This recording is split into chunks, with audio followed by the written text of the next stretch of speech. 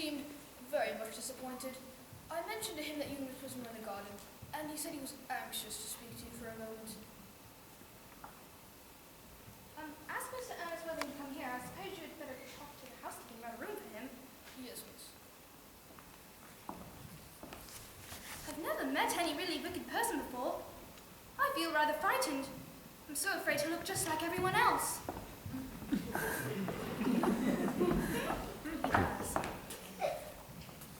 You must be my little cousin Cecily. You're under some strange mistake. I'm not little. In fact, I believe I'm more than usually tall for my age. But I am your cousin Cecily, and you, I see from your card, are Uncle Jack's brother, my cousin Ernest, my wicked cousin Ernest. Why? I'm not wicked. You mustn't think I'm wicked, cousin Cecily. If you're not, then you've certainly been deceiving us all in a very inexcusable manner. I hope you've not been leading a double life, pretending to be wicked but being really good all the time. That would be hypocrisy. Well, I suppose I have been rather reckless. I'm glad to hear it. In fact, now that you mention it, I suppose I have been quite bad in my own small way. I don't think you should be so proud of that, though I'm sure it must have been very pleasant. It is much pleasanter being here with you. I can't imagine how you're here at all. Uncle Jack won't be back till Monday afternoon. Yes, a great disappointment to me, for I'm obliged to catch the first train up Monday morning, for I have a business appointment that I'm anxious to miss. Couldn't you miss it anywhere but in London? No, the appointment is in London. Oh. Well, I know, of course, how important it is not to keep a business engagement if one wants to retain any sense of the beauty of life, but I think you'd still better wait till Uncle Jack arrives. I know he wants to speak to you about your immigrating. About my what? Well, immigrating. He's gone up to town to buy your outfit. Why, I wouldn't let Jack buy my outfit. He has no taste in neckties at all. I don't think we'll require neckties. Uncle Jack is sending you to Australia. Australia? Why, I'd sooner die. Well, he said at dinner on Wednesday night that you would have to choose between this world, the next world, and Australia. Why, the accounts I have received of the next world and Australia are not very pleasant, cousin Cecily. This world is good enough for me, yes. Yes, Charlie, you can look at it. I'm afraid I'm not that. I don't suppose you wouldn't mind you reforming me this afternoon. I'm afraid I've no time this afternoon. Then I guess you wouldn't mind me reforming myself this afternoon. It is rather quick sort of you, but I think you should try. Thank you. I'm feeling better already, yes. You're looking a little worse.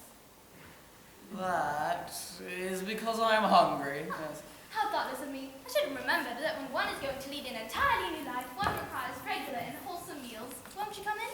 Yes, could I have a buttonhole first, please? I never quite have any appetite without having a buttonhole first. A Marichal meal? I'd much rather have a pink rose. Why? Because you, cousin Cecily, remind me of a pink rose. I don't think it can be right for you to talk to me like that. Miss Prism never says such things to me. Then Miss Prism is a short-sighted old lady. You are the prettiest girl I ever saw. Well, Miss Prism says that all good looks are a snare. A snare that every sensible man would like to be caught in. I don't think I could care to catch a sensible man. I should know what you're talking about. You're much too alone, dear doctor. A misanthrope, I understand. Ornithrope, never. I do not deserve so neologistic a phrase. The precept as well as the practice of the primitive church was distinctly against matrimony. Well, that is obviously the reason why the primitive church has not lasted till today. You do not seem to realize, dear doctor, that by persistently remaining single, a man converts himself to a permanent public temptation. Men like you should be more careful. This very celibacy leads weaker vessels astray. Are men not equally attractive when married? No man is ever attractive except to his wife.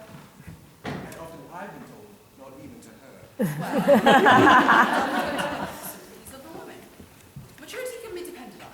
Young women are greedy. I spoke horticulture. But what is Cecily? Perhaps she followed us to the school. Mr. Worthing? Mr. Worthing? This is indeed a surprise. We did not expect you till Monday afternoon.